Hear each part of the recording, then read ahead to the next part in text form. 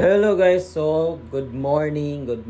So for today's video day guys, ayo kita nagmata ni karon no kay ngano ang akong Disney princess day magpatabo day siya sa Lagindingan Airport. So before tamad to day guys sa Lagindingan Airport guys, so mag-prepare sa diay ko sa akong pamahaw kay mo duty day ko niya, then late lang siguro kumuin onya. Mag-prepare pod ko sa pamahaw sa akong estudyante nga grabe gid siya kahinhin. So niya na ginaginabuhi sa mga estudyante karon no. Dugay kay makaliyok gyud, ambot na lang gyud. Mo na kita na lang gyud maniguro nga makaluto na. So time check day no, alas 3 pa na siya kapino. So grabe kita kasayo kay nang mata kay nag-message man gud siya kagabi or kagahapon nga sayo gid siya maka lupad og sayo po siya makaabot. So nagingon siya nga alas 5 daw kuno siya makaabot.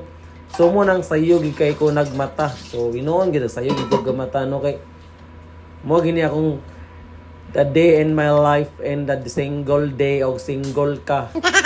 So nagbutang day ko og rice karon no. So amo ra gyud maigo nga rice manggod mga 2 or upat ka baso no. So upat gyud na ka baso ang makaya na mo kaon no. Kasi mabahawon pag mi ana kay no di pa lagi na mo mahurot.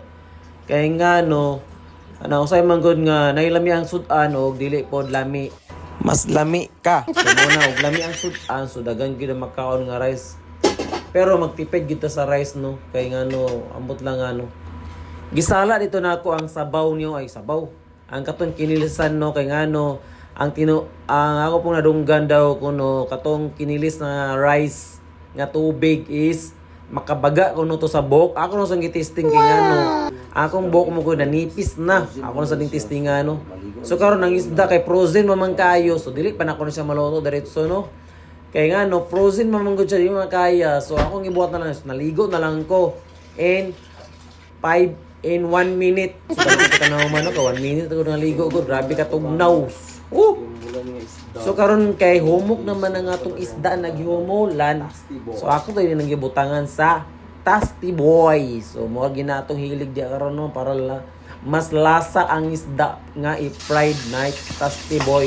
So paspas kay atong trabaho dia guys no kay sus nga na magina kay nga no gi na to paspason mas paspas pa man ang oras. Kung maghimin-himin ka di na kakapas guys late na gyapon. So late kita permiyan no. Pero naman ta, naka-ready na ta niya. Ilis na ta. So, ato lusong doon sa airport. So, let's go. Okay, so nanata sa atong ano.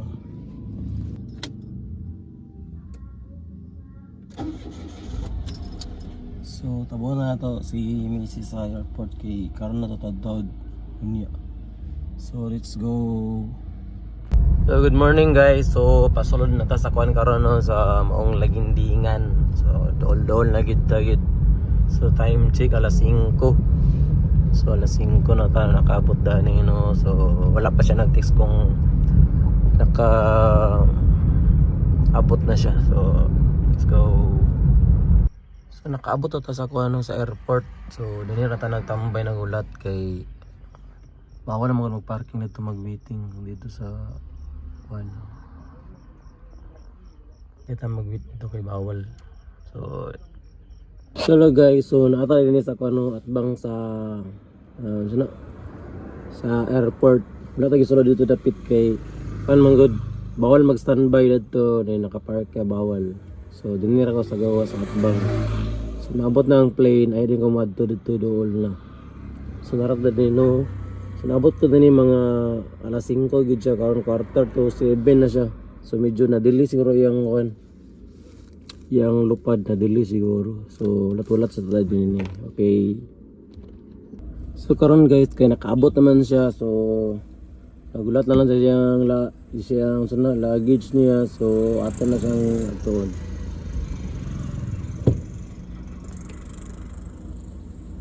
Lagindingan Airport muna ni siya. So si ang Disney princess ang tabuon.